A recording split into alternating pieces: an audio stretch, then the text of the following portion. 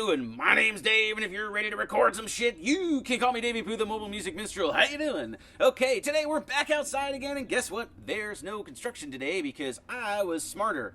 So, I sincerely apologize for the audio in the last two videos. That was pretty terrible. It's a budget production around here, ladies and gentlemen, but there's no excuse for the noise of people banging with hammers and saws and all sorts of stuff. So, we're going to do better today, because today we're talking about 4Pockets Multitrack Recorder. What is this thing, and why do I need it? I work in apeMatrix a lot, right? I love apeMatrix. We talk about apeMatrix all the time on this channel. Well, one of the downsides of apeMatrix is that it does not have the way to record audio. You can export audio, but you can only export one stereo file for each of the audio matrices. So like 3 stereo audio files, and there's no way to just export tracks. There's no way to record audio. So 4Pockets have come up with a way to record audio in some of these hosts like AUM and AudioBus and apeMatrix, where you don't have the ability to record audio. So that's what we're going to do today. So if we're looking over here, I've got apeMatrix set up as always, and from the top down, I have set up a standard Daveypoo groove like I always do. I got Digisticks playing a drum beat here, just 4 on the floor, 16 beat kind of a drum beat. It's running through Clef Grand's degrader. That's sort of, saturating the sound a little bit, making it sound less clean, giving it a little oomph. Right below that, iSem is the bass synth here being played by Rosetta Bassline. Below that, iSem's audio is running out through FAC Chorus to make it sound awesome, because FAC Chorus is awesome. And if you haven't checked out FAC Chorus, you should check it out because it's awesome. And below that, I have Neo Soul Key Studio Due being played by Rosetta Collider here. And overall, this is just making a kind of a funky groove. Let's listen to it here.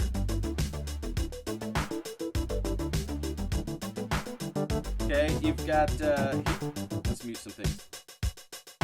Drums just playing a straight beat. Okay, bass line through FAC Chorus, and then this is what Collider is just jamming out here on Neo Soul Keys, and I've added the LFO to the pitch and to the velocity here, so that it'll just give it a little more variety. This is what we've got.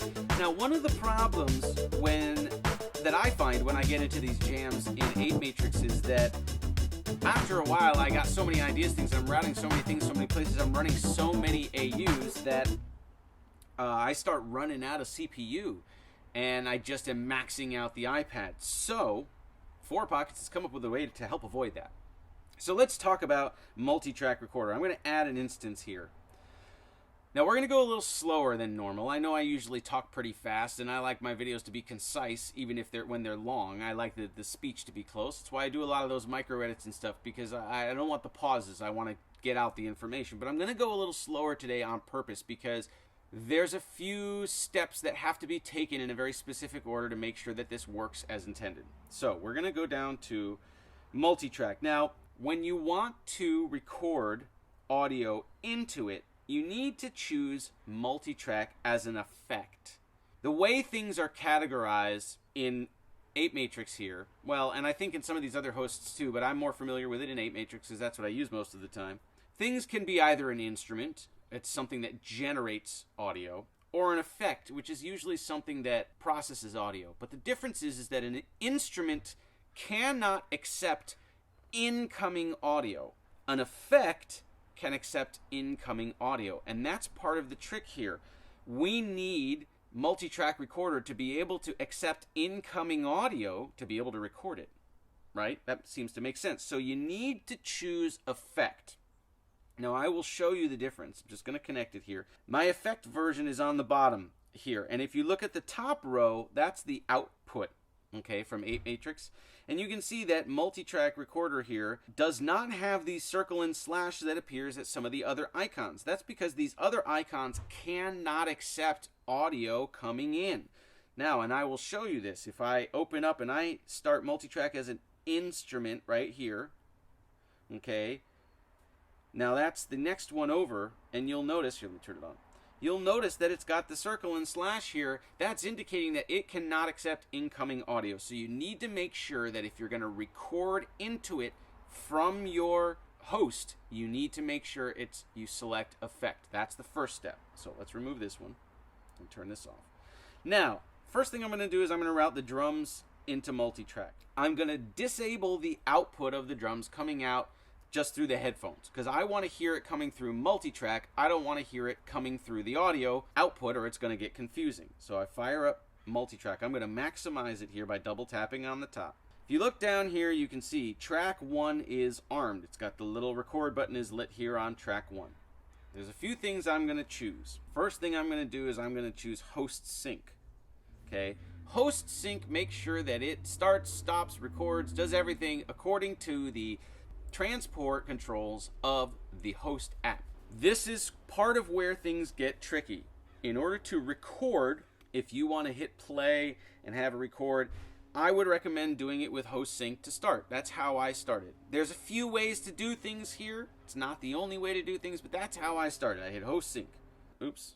Oh, the sample rate's not correct for the song. Okay, so that's where I went wrong. So now I have to create a new song here, because right now multitrack recorder is set at like 48 kilohertz for a sample rate, and I think apeMatrix is 44.1, and I do everything at 44.1 because I'm lame. So I'm just going to go to song, I'm going to go to new song, and I'm going to call this Songo Bongo, because I don't really care what it's called right now. Okay, now that I've created a new song, it created a new song at the same bit rate as the host, and you'll notice that if I hit record arms. So host sync, hit record. Now track 1 is armed.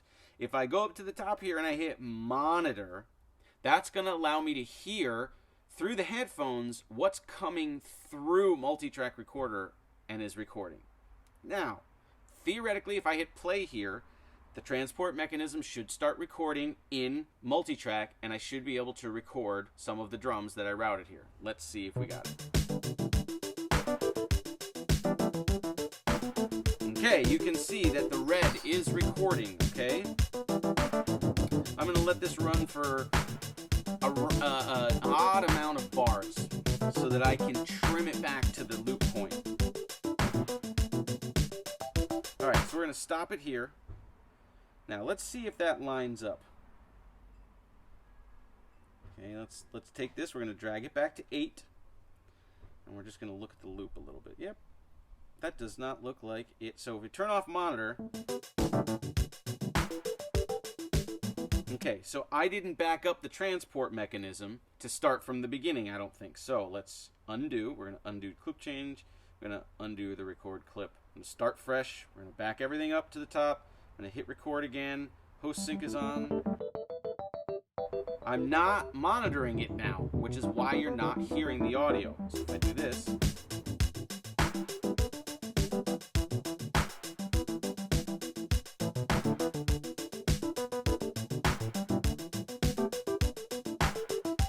Alright, so let's see if that looped. Now I can drag this back. If I go back to the top and I unhit monitor. Okay. Now, let's turn off this. Now, all we're hearing right now is multi-track recorder. I am playing back the audio that I recorded into it here. The drums. Now, I want to loop that. I want to have an 8-bar thing in multi-track recorder, and I want to have it loop over and over again. Now, this is where it gets a little tricky. First thing I have to do is I have to disable host sync, and I have to hit remote.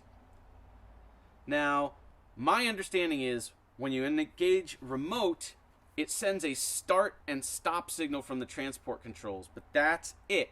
It's not following the loop points or anything. Okay, that's what makes it different from host sync. So I'm going to highlight these 8 bars here, and I'm going to hit loop. And I'm going to back everything up to the beginning. Oops, accidentally tapped out.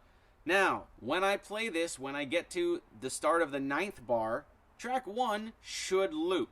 Let's see if that happens. Oh, hold on. I got to back this up.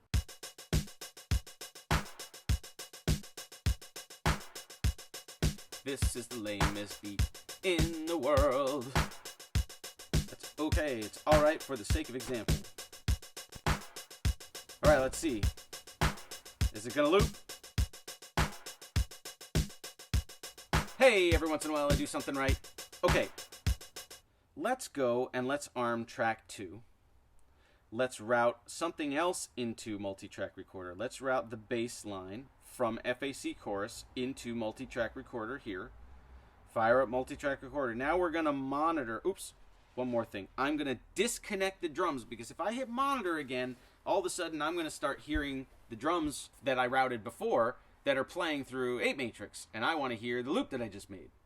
So you got to disable that. You got to route the bass line in. Now let's go back here. I'm going to record 8 bars because I want everything to loop together. So I have to disable remote, and I have to go back to host sync. I'm going to engage record here. I'm going to back everything up to the top. And I'm going to record. Now hopefully this will record. Let's go.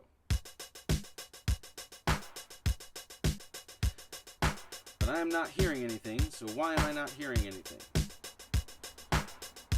Because I stopped iSem from sending things to FAC chorus. This is why you have to be on top of your routing.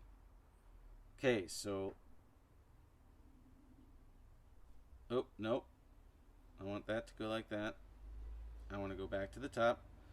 I'm not sure why that didn't clear out, but let's try this again. FAC chorus, or iSem into FAC chorus. Now, let's try recording again. Reset the record. Back to the top. Okay, and now I'm hearing it. I'm not sure why that yellow did not disappear when I hit undo. We're going to live with it for the moment. And I'm still recording. So we're going to stop here. Huh. That must just be some sort of glitch. Alright, we're going to do this. We're going to live with that. 4Pockets, if you're watching, you can see I'm getting some sort of a glitch here with the there's yellow still showing. So there's a bug. So let's see what we can do about that. I'll let the guys know. But okay, let's just keep going for the sake of interest. I hit the zoom button. That's why I zoomed in here. But now if I go back to remote, we should be able to loop. Oops. If we get everything back to the beginning, we turn off monitor. Disconnect FAC chorus from this, and we should get a loop. And uno, due, tre, cuatro.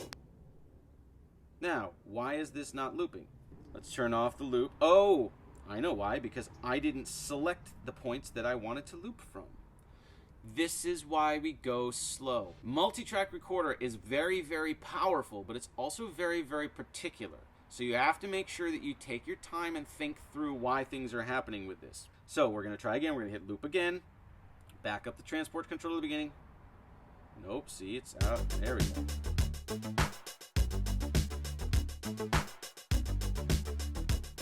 Now hopefully this time we'll have no issues.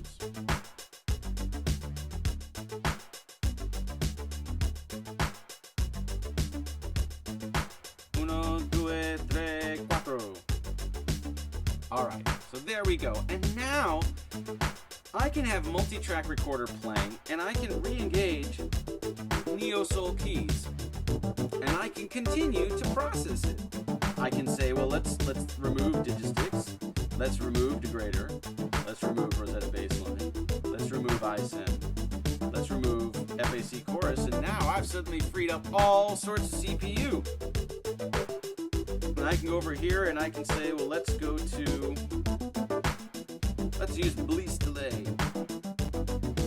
Okay, and we're going to send neo-soul keys through Bleece delay.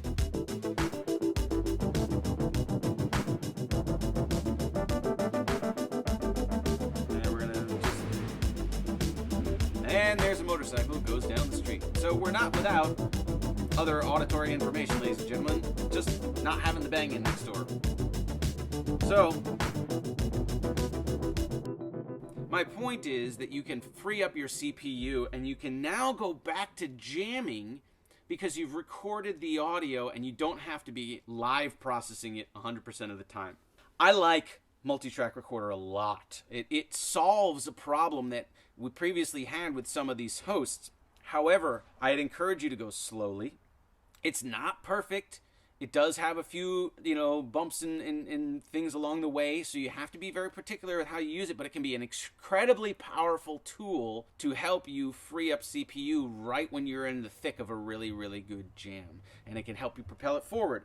Other functions here, you can go to the audio pool, and now I can export the audio that I've recorded, and I can open it up in another DAW, and I can continue to process it. So if you, say, use apeMatrix as a way to get ideas and to generate new song ideas, but maybe you can't create a whole song in it, well, now you can export the audio out, and you can import it into Cubasis or any of these other DAWs that you have that might process audio, Beatmaker, that kind of thing. So there's a lot of functionality here, and it's very, very powerful. I encourage you to go check out Multitrack Recorder by 4Pockets. So, if you like videos like this, please like the video, and please subscribe to the channel, and give it a thumbs up, and tell all your friends, and advertise it on Facebook, and message me on Twitter, and share it on Instagram, and do all the same internet stuff that I tell you to do every single video, because I'm the man, and you should know that I'm the man, and you should tell everybody else that I'm the man, so that everybody agrees that I'm the man. Hope you liked it. Thanks again to 4Pockets for being so patient with my getting this video out. And I will see yous guys next freaking time. Later, Gator.